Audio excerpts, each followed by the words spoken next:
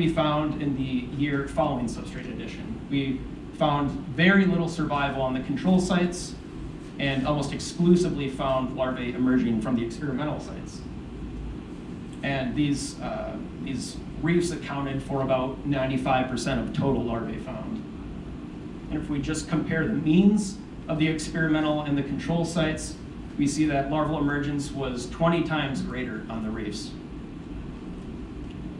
So to recap again, adults seem to select for hard spawning habitat with interstices. Depth plays a role, and we're going to continue learning more about that. These interstitial spaces certainly seem to increase egg survival and larval production through some sort of egg retention and protection mechanism. As you can imagine, as these eggs are deposited on these reefs, the eggs settle down into these cracks where they're more protected from, again, displacement from water currents, predators, relative to their control site counterparts.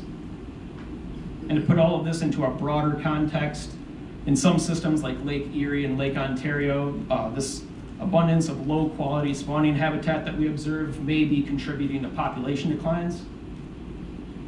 And to sort of go along with the theme of this conference, these reefs may be serving as refuges for eggs for these warm winters, and where we observe much lower ice cover, particularly in these last 2 winters, as I'm sure many of you have seen. Curiously, this plot I showed you here followed one of the winters that was less than ideal for cisco and whitefish. We saw a pretty typical ice onset in terms of time, but then a quick breakup.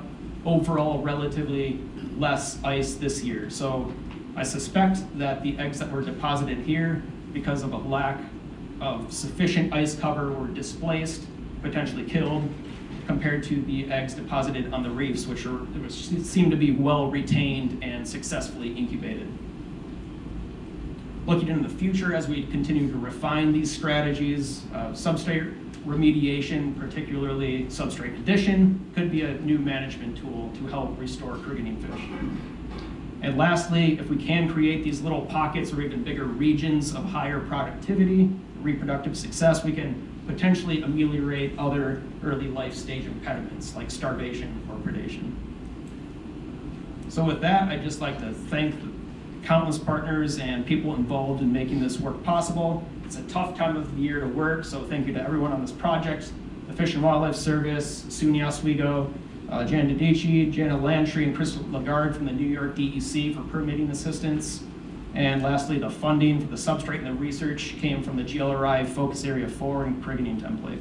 Thank you.